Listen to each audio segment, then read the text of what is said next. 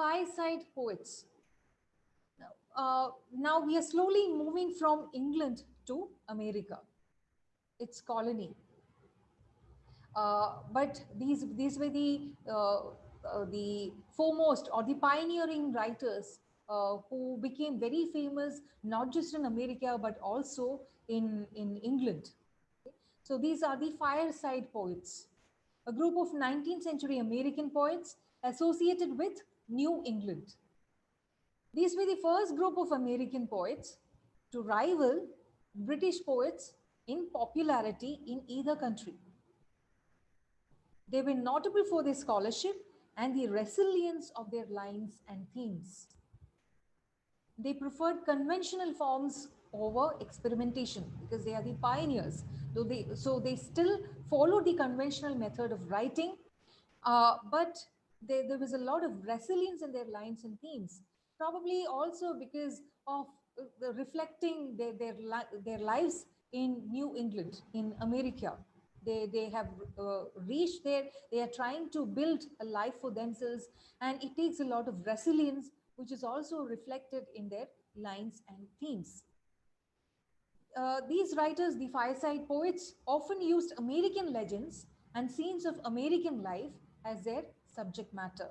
They are no more interested in what is happening in England, but rather they look at American legends and scenes of American life and then write about it in their poems. And these are all famous writers, but probably Longfellow is the most famous of them all.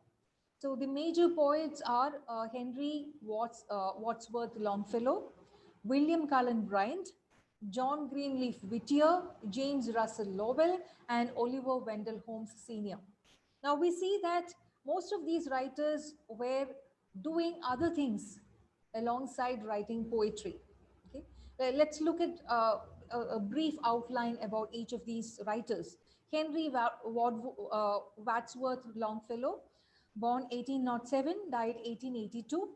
He composed song of Hiawatha, Paul Revere's Ride, and Evangeline, and translated Dante's Inferno from Italian into English. So they are both poets, and Longfellow is as well a translator. William Cullen Bryant, 1794, died 1878, composed Thanatopsis, one of the founders of the Republican Party and supporter of Lincoln.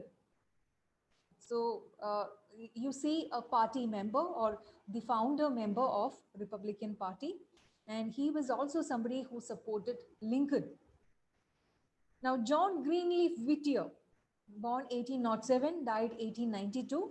He composed Snowbound and Legends of New England. He was also active in anti-slavery movement.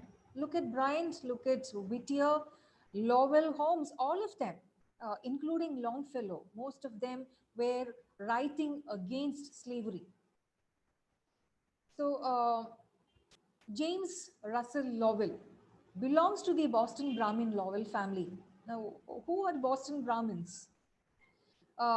This was a name that was accorded to them because just like the Brahmins in the Hindu caste system, these were also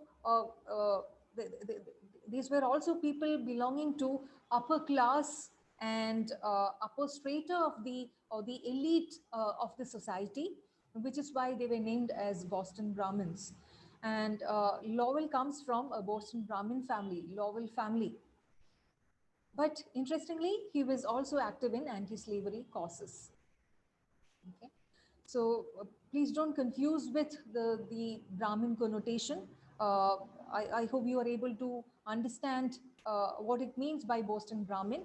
It's a juxtaposition of the same word from an Indian context into an American context. So Oliver Wendell Holmes Sr., born 1809 and died in 1894, he was a medical doctor who invented the term anesthesia. So Oliver Wendell Holmes, he was a poet, but he was mainly known as the medical doctor who invented the term anesthesia. He composed Old Ironsides and wrote The Autocrat of the Breakfast Table.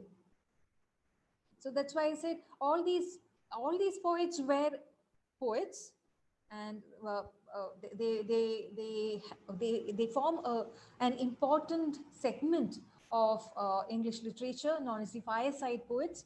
But they were also doing other things, and what were their lasting impact?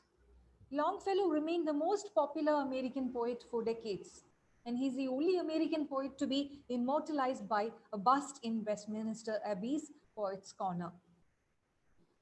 Uh, However, all the other fireside poets, they took on causes in their poetry, such as the abolition of slavery. This runs through all their poetries, which brought the issues to the forefront in a palatable way.